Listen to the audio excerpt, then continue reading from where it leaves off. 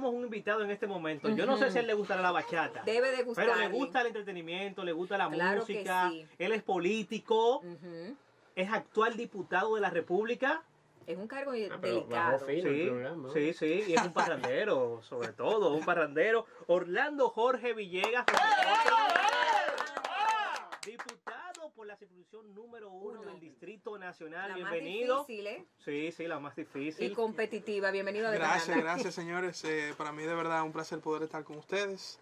Me gusta mucho la música.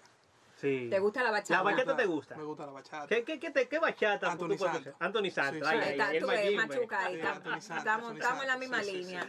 sí. Y obviamente, como tú dices, un parrandero. Parrandero. Porque la verdad que el entretenimiento me encanta. Yo creo que cuando concluya mi carrera política me voy a dedicar en gran parte a ese tipo de industria. ¿Cómo? Entretenimiento, Producir, hasta producir, eventos y demás. Sí, bueno, ya es parte de mi profesión, porque yo de profesión soy comunicador, pero tengo una empresa que produce eventos, publicidad, mercadeo y demás, pero Así es. hay una parte de la industria de entretenimiento que yo creo que es fascinante y es precisamente la música, el cine, La música está caliente en este momento. la televisión pero de ficción. Y es algo que me apasiona bastante y no descarto algún día involucrarme en ese mundo. Que tú esperas que se diga de que Orlando Jorge Villegas presenta.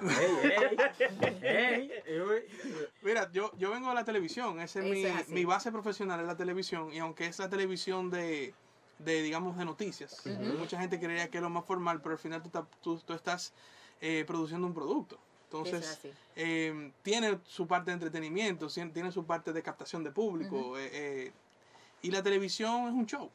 Entonces, tú tienes que hacer un show y montar un show. Sí. Y eso es parte de mi base profesional, que ahora de alguna manera se ha trasladado también a la política.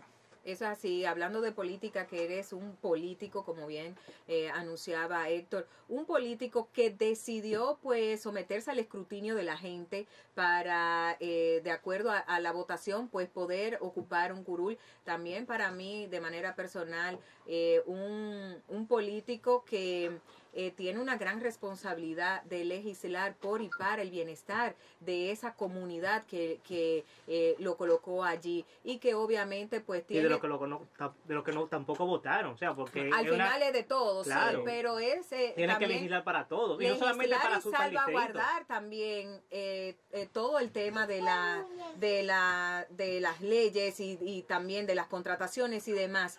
Cuéntanos por qué decidirte dentro de la política a someterte al escrutinio del voto. ¿Por qué ser diputado y quizás no ser funcionario? Tú sabes que yo tengo ya 10 años de militancia política activa, porque obviamente yo nací en un hogar político. Eso es así. Y la política es parte de mi, en mi casa, en mi hogar, obviamente paterno y materno. En las comidas se habla de política. Cuando me junto con amigos se habla de política. Mi abuelo, en paz descanse, siempre hablamos de política.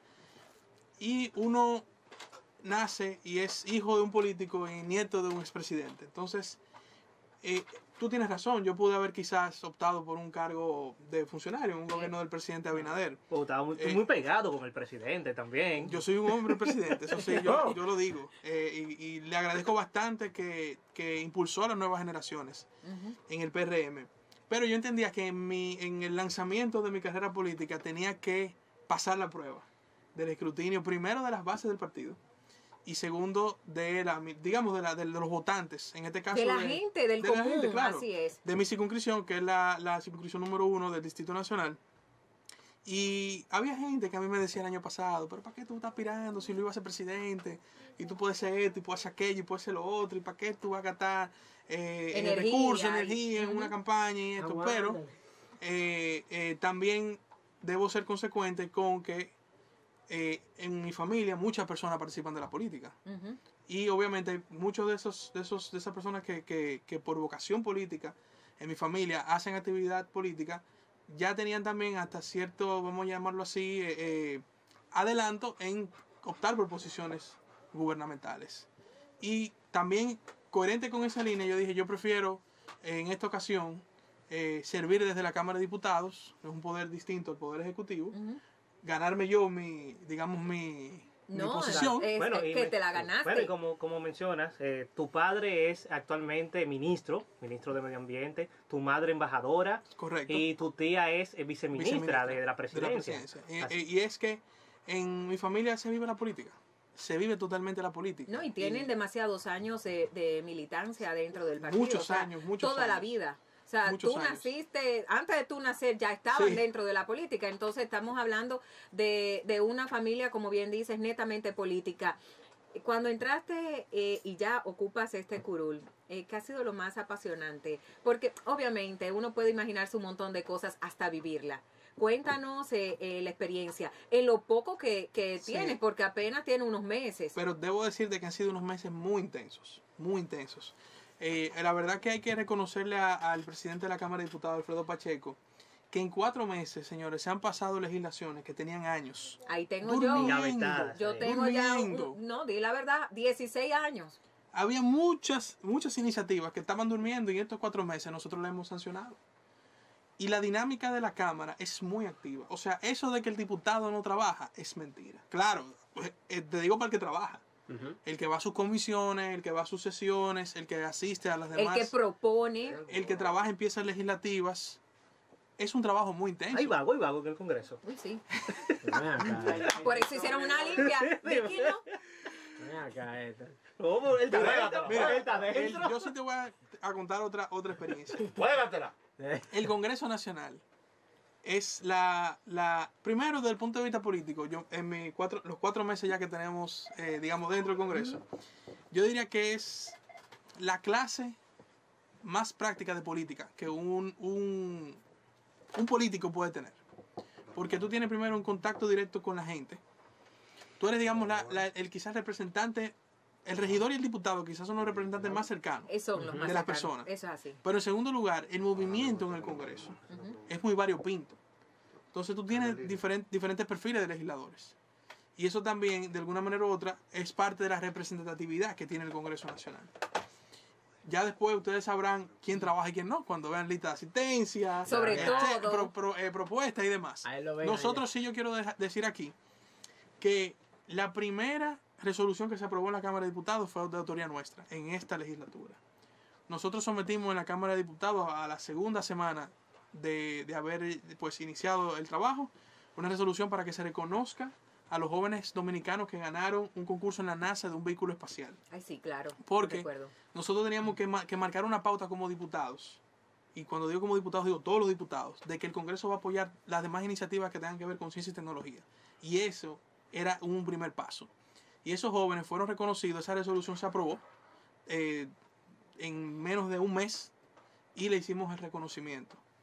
Y luego, otras iniciativas, nosotros ya sometimos otra iniciativa que fue la de la devolución del impuesto al turista. Que no es un tema de devolver el impuesto para que se le devuelva el impuesto, como quizás mucha gente puede interpretar, sino es que en este país, cuando usted, por ejemplo, viaja a España y usted gasta su dinero comprando, Y usted lleva a usted su cuando va a su voucher. aeropuerto le devuelven su Eso es impuesto. así. Pero yo le apuesto que nosotros los dominicanos que viajamos, donde existe ese incentivo, usted compra más. Por lo tanto, si usted compra más, ese negocio se beneficia el Estado y se formaliza la economía. Y eso es lo que yo quiero lograr con ese proyecto de ley en la República Dominicana. Que mañana un turista cuando vaya a Bávaro, Punta Cana, por mencionar quizás un destino No, y el pueblo muy- más muy importante, la verdad, El es este. dicha. no vaya a comprar un falsificador, sino que vaya y compre los productos dominicanos a un comercio formal que paga sus impuestos y que en este caso se atreva a comprar más porque es formal y le van a devolver su ITEVI para atrás. Entonces, esa es otra iniciativa que nosotros hemos sometido. Nosotros ya, y lo digo aquí como primicia, nosotros hemos ya sometido al Ministerio de Trabajo para revisión porque nosotros no queremos hacer nada sin trabajarlo conjuntamente con el Estado. Iniciativas que tienen que ver con el Estado de un proyecto de ley de teletrabajo. Porque hay temas del teletrabajo que no pueden ser solamente por una resolución, sino que tienen aspectos también que deben ser sancionados en una ley. Y el teletrabajo es una realidad y se va a quedar. Y de hecho muchas empresas van a continuar la modalidad de teletrabajo. Pero hay que dejar claro que cuando, por ejemplo, un empleado está en modalidad de teletrabajo, ¿cuáles son sus responsabilidades? ¿Y cuáles son las del empleador? Exactamente. Y todo esto a mí se me ocurrió porque en medio de la transición gubernamental, en mi empresa, un cliente me llamó y me dijo, mire, yo no he recibido un diseño que tengo 3 días atrás de él. Y cuando me llaman a mí, yo digo, bueno, pues algo ha pasado. Yo llamo al creativo y el creativo me dice, es que en mi casa tengo un par de días sin luz. Tú no tienes cómo reclamarle. No. Porque él está trabajando de su casa, con sus recursos, con su energía eléctrica. Entonces, esas son cosas que tienen que quedar estipuladas en una ley. Y nosotros ya estamos esperando que el Ministerio de Trabajo nos dé su opinión, cualquier observación, cualquier tema que entienda que deba agregarse para nosotros ya, Dios mediante, en enero o febrero, someter el proyecto de ley. No, y sobre todo en esta pandemia que ha tenido que obligar a mucha gente a hacer el famoso teletrabajo y hacer también trabajo desde casa. Entonces, es importante, también llama mucho la atención, como que a nadie se le había ocurrido y sin embargo pasa. O sea, hay una población que necesita pues estar bajo una sombrilla de alguna ley. Tú que vienes de la televisión, ¿cómo te apoyas? ¿Cuál es ese equipo que también, qué sé yo, de abogados, de gente que te respalda, que puede decir esto es viable, esto es no? Cuéntanos un poco más. Bueno, mira, eso es muy importante porque precisamente la televisión me dio mucha experiencia de trabajo en equipo. Y la política, si tú no trabajas en equipo, si tú eres un llanero solitario en política, fracasas. Fracasas. Nosotros tenemos primero un equipo legislativo en el Congreso permanente, que tenemos un asistente legislativo, son estudiantes de Derecho. Tenemos recientemente entró a trabajar con nosotros una consultora legal, ya abogada, con maestría, con especialidad en temas de tecnología, porque tenemos varios proyectos de ley vinculados a la tecnología.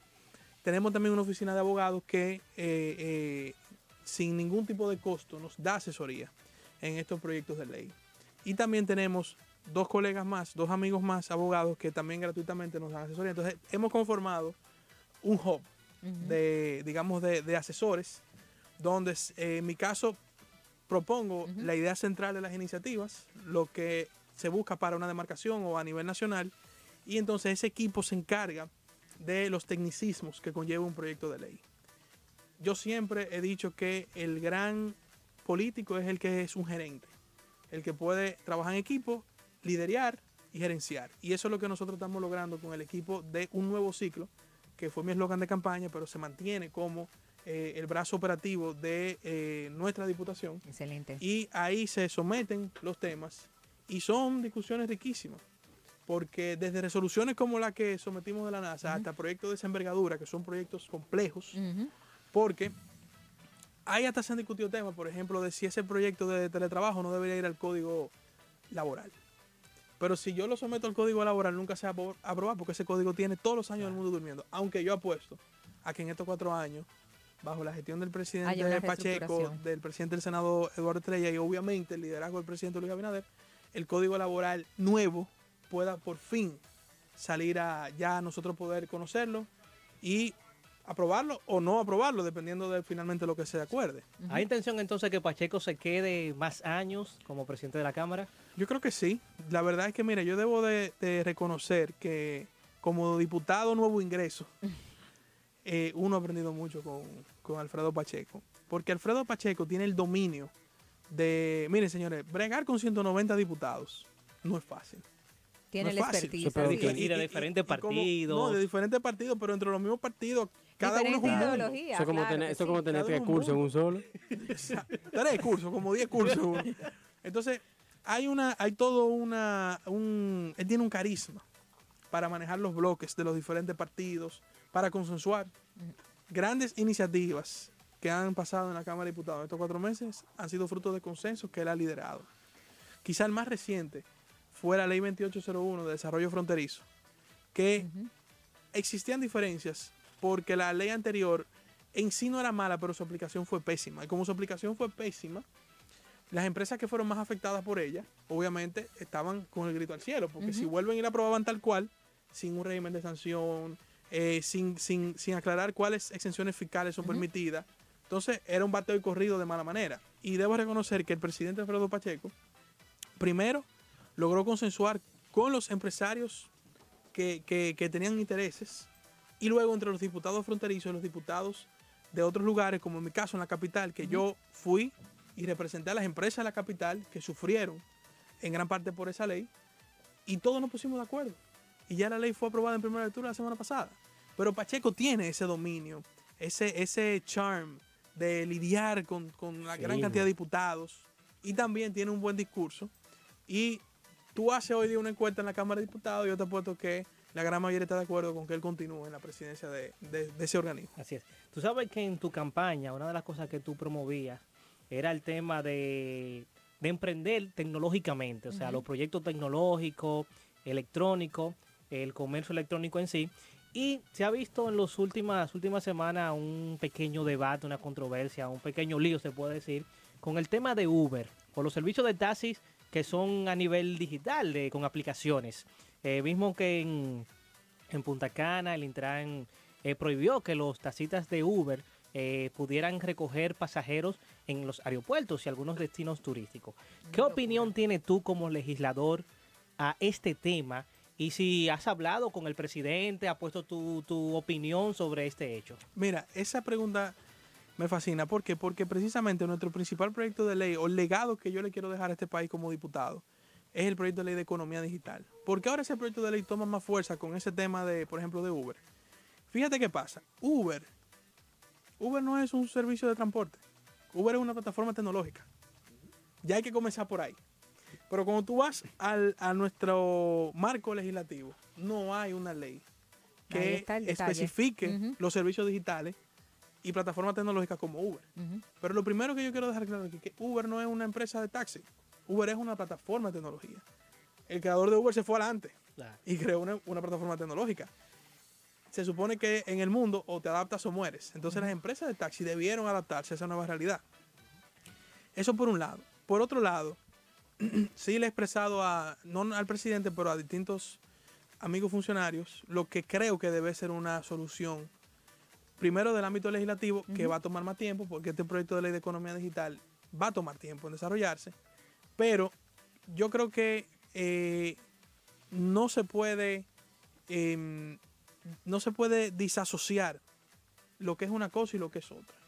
Porque fíjate que hasta, por ejemplo, si tú revisas el modelo de contrato de un taxista de una empresa de taxi tradicional, no tiene nada que ver con el de Uber.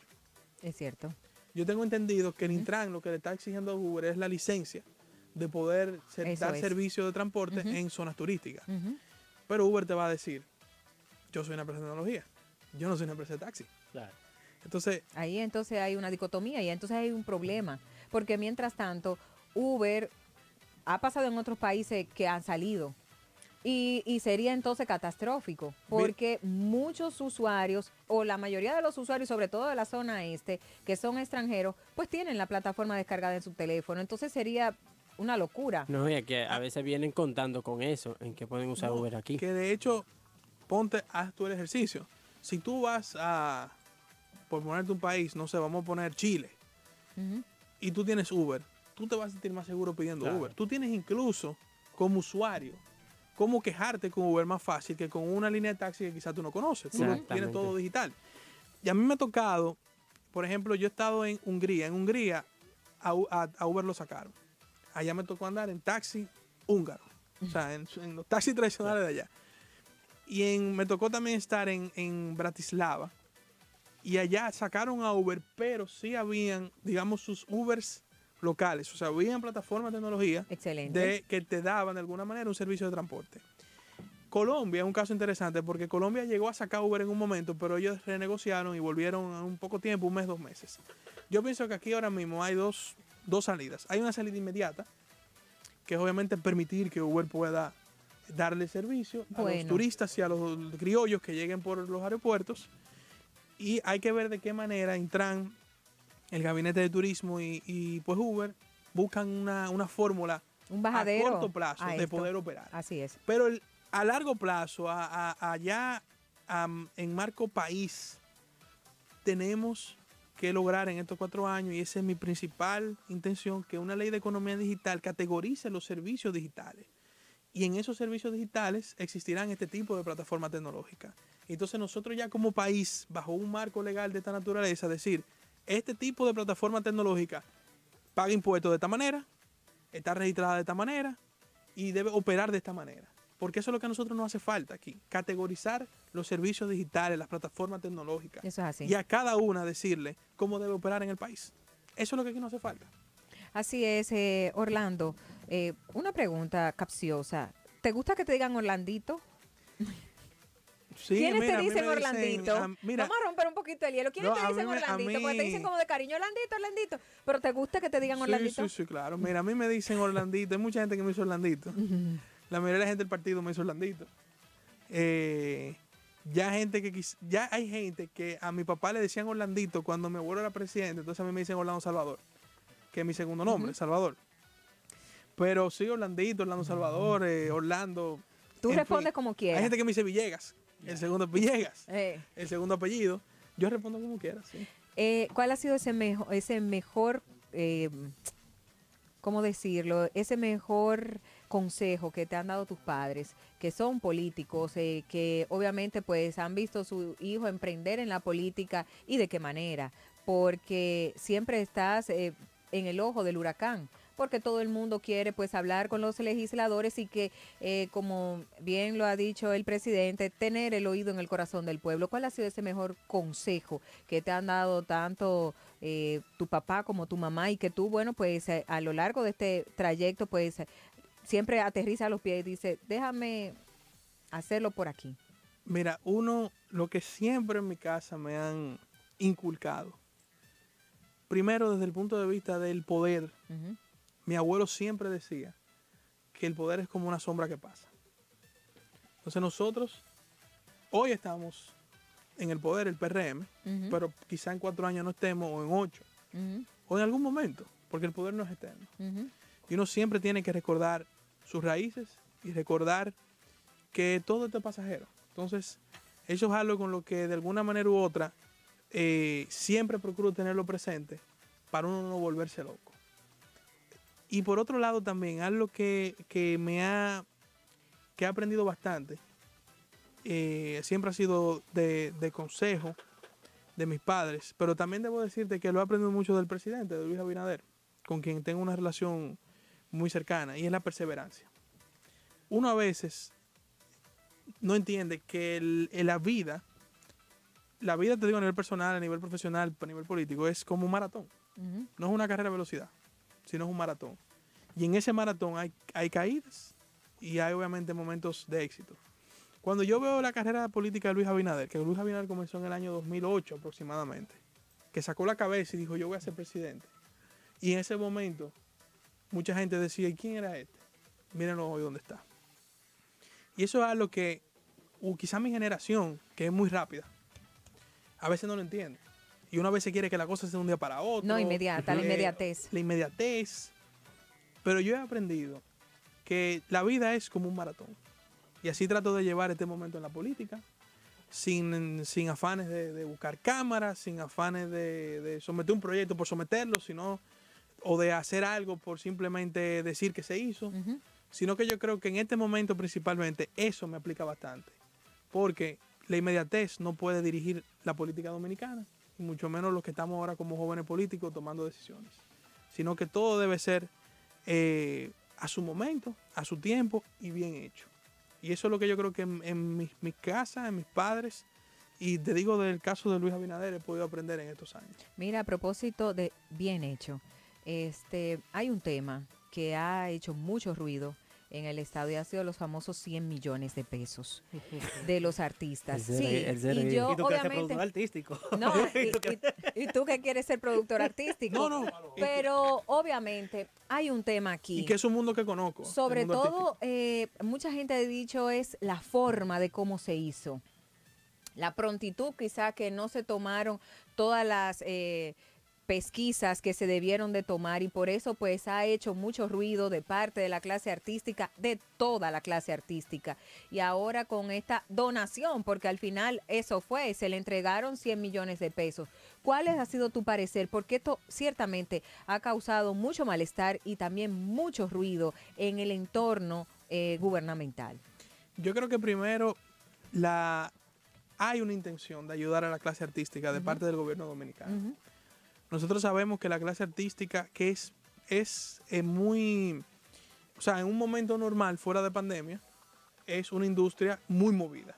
Aquí en este país todas las noches había una fiesta, Eso es así. una chercha, un can. Y aquí la industria artística, que es potable, siempre tuvo movimiento económico. Ujú. La pandemia, obviamente, todo eso se fue a pique. Ujú. Pero yo quiero destacar que hay una intención del gobierno dominicano de ayudar a los artistas. Ahora bien, ya el mismo gobierno ha reconocido que quizás en la forma no fue la mejor ejecución de esa ayuda. Y creo que el gobierno dominicano, en un acto de humildad, reconoció el error. Porque quizás en otro momento ni se hubiese reconocido, pero se reconoció el error. Y ya obviamente esa ayuda estaba repartida. Que originalmente se había planteado un modelo de contratación por adelantado, con vista a que tú, bueno, me devuelvas, o sea, que no es simplemente una ayuda, sino te estoy dando un pago por adelantado para que mañana te haga un concierto. ¿De qué manera? Hubo un error en la parte de contrataciones y el mismo Tony Peña lo reconoció en rueda de prensa. Pero yo quiero destacar que, miren, hay gente que criticó que si se le dio ayuda, vamos a suponer, ahí estaba, vamos a suponer el Torito. No vamos a mencionar el Torito, porque es senador, pero que déjame poner a, creo que estaban los hermanos Rosario. Correcto. Sí. Los hermanos Rosario, no nada más son ellos tres. Hay una orquesta entera ahí. Que quién sabe cómo iban a servir una cena de Navidad en su casa ahora. Ahí estaba Eddie Herrera. Que le han dado hasta besito en las redes sociales. Que Eddie Herrera es uno de mis merengueros favoritos. Pero Eddie Herrera tiene una orquesta también. Y tú sabes cómo es la presión. Dígame, ¿y ahora? Y la Navidad, no hemos picado este año. O sea, no es nada más la figura. Que quizás la misma figura, como mucha gente ha dicho, es verdad, tan sano. Porque es verdad, vamos a Mozart La Para, está sano. Claro. Y no tiene orquesta tampoco. Y no tiene orquesta. No tiene orquesta, pero tiene un DJ, tiene esto, Tiene lo otro, bailarina, bailarines, claro. esto, 3,000 pesos por fiesta le pagan eso Pero a ese está- DJ. pero- No, Oye, espérate, oye, manéjate como hubo 3,000 una pesos. propuesta. Pero Hubo una lo que yo quiero- propuesta lo que yo quiero incluso decir- del senador por la provincia Duarte, Y esa que él voz. decía, ¿por qué no dárselo directamente a los músicos? Igual que como se ha hecho un montón, como el gobierno ha podido pues distribuir de una manera más equitativa a la población, con las tarjetas, con FASE, con Quédate en Casa, con todos esos proyectos que ha ampliado el abanico y también le ha dado a quien ha necesitado. Entonces, ¿por qué? Que acabas de decir la palabra sano, fulano está sano, entonces, ¿por qué no dárselo en exclusivo a los músicos y sacar de lado al artista, al que recibe los royalties, al que recibe pues dinero de su mensualidad? Entonces, incluso Franklin Romero decía, era más fácil usted llamar a los músicos y tener 800 músicos ahí y darle por 3 meses 30, 40 mil pesos. Entonces, ciertamente, y eso obviamente pues causó mayor estupor. Y obviamente cuando tú dices 800 músicos, 30 mil pesos y no pagarle 3 mil pesos por 5 fiestas y ya. Entonces, al final del camino, hubo como que un entorno malo que por ser una buena propuesta, porque al final fue de buena fe. Se reunieron con el presidente, almorzaron con el presidente, le propusieron al presidente y el presidente ha sido un hombre que ha escuchado y que ha buscado todas las alternativas para que la mayoría, porque quizás todos no vamos a poder estar bajo la sombrilla porque sería prácticamente inhumano, pero sí la mayoría de los casos poderle buscar una solución saludable. Pero en este caso, gente que está sana, y esa es la pregunta, ¿por qué está ahí? Pero mira, yo te voy a decir algo. Y mira, Franklin es mi hermano, Franklin Romero. De hecho, un saludo a nuestro senador de la provincia, Duarte.